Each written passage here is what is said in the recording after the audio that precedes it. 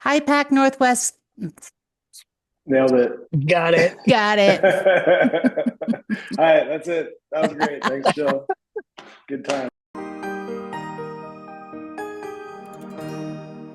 Hi, Pac Northwest Conference family. It's wonderful to be with you again today. And today I'm with Matt Knapp and Tim Anderson. We are excited to be with you today, and we've been looking forward to this conversation. But we are here to talk about Journey to Mosaic, the Youth Edition. I don't know if that's the official title. What's the official title?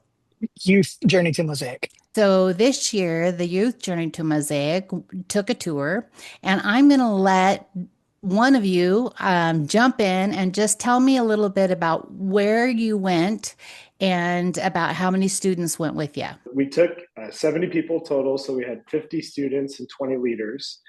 And we had a great representation from the Pacific Northwest. This is Greg Yee's project. This was the 20th year of Journey to Mosaic, and it was the first youth Journey to Mosaic in the denomination. So that was really cool. We And called it Greg's grandbaby. it was That's what it Greg's was. grandbaby. It's That's Greg's right. grandbaby. Yeah. But it was awesome. We had experiences.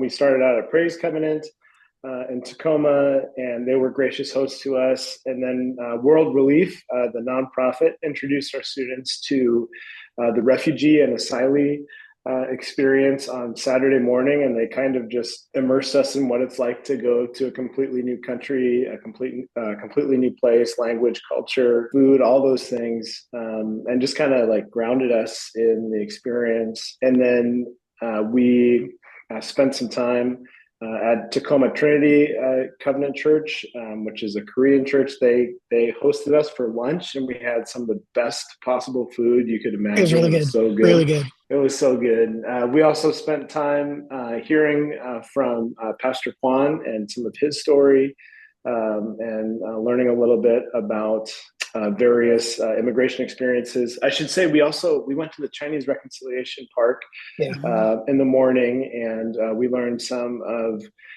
about the Chinese Exclusion Act of the late 1800s that kind of had a huge impact in this area, but also in the country for like 6 decades. It was just kind of unfathomable, and Greg shared some of his story as well.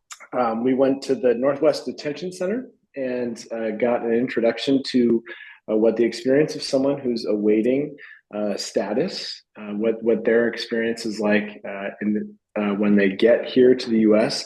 It was in this like industrial park in the middle of Tacoma, like a mile from anything. And World Relief has an RV that they use to welcome people once they're released from the detention center. It's so hard to imagine not speaking the language, walking out into this like bleak movie set industrial park, and there's nobody there except for one RV of people who really care about you, which was Wow. really powerful. Our students had a hard time with that. It felt like a totally surreal experience. So that was incredibly powerful. The students learned a little bit about just the kind of treatment that people get when they're detained in our country, if they're undocumented or if they're seeking asylum, those kinds of things. And it was an incredibly moving but difficult experience. And then we just had a couple more. We went to Iglesia Esperanza Viva, where Pastor Magdiel Figueroa welcomed us for dinner and for worship.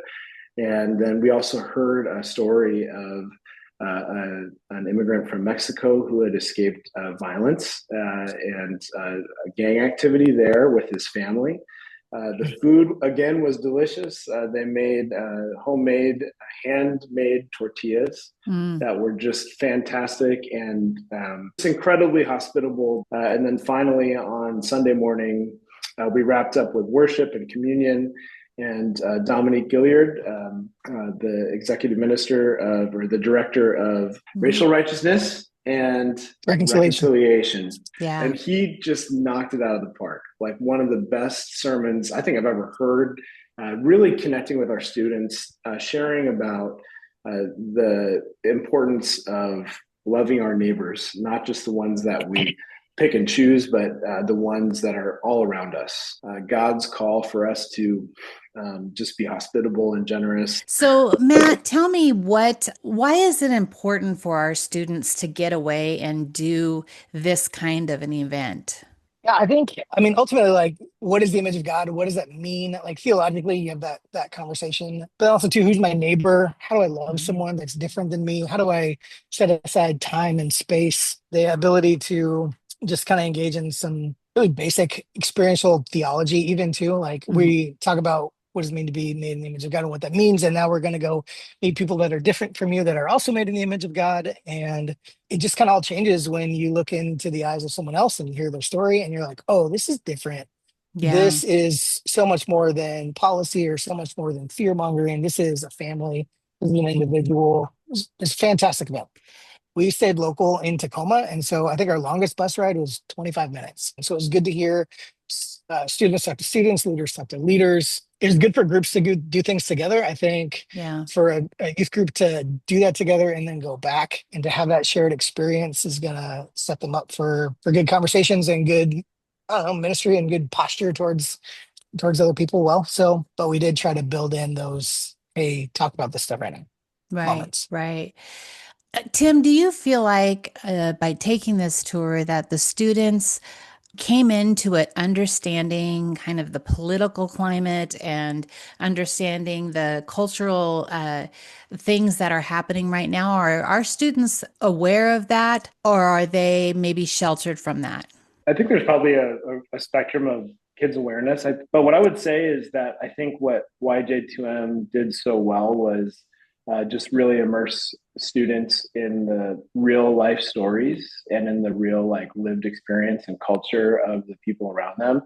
So many students have seen this conversation happening on social media, or they've heard their parents talking about this conversation. And a lot of times it's a very polarizing conversation. I really think that this event kind of fell right in line to help kids get out of that polarized political conversation and more into a posture of connection and Mhm. relationship. Greg Yee shared this shared this quote with me that he heard from Gary Walter. You can't have Mhm. insight without onsight, and I think a lot of students found this like experience to be an invitation to be more hospitable. Oh, I was just gonna say I've used that line like twice since I heard it.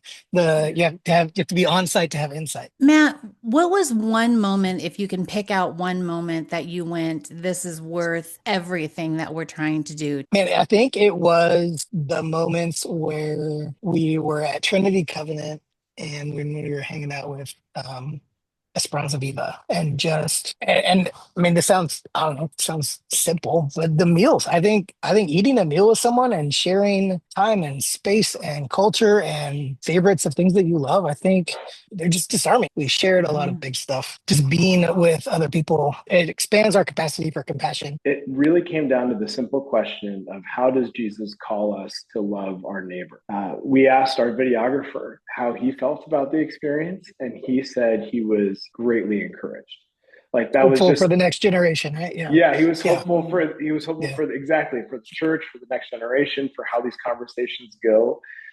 We need to keep having these conversations because it's not just a theological idea or a political or justice idea that's at the heart of the conversation, but it's really the Lord. Like Jesus Mhm. is at the heart of this conversation. Our kids really absorb those messages.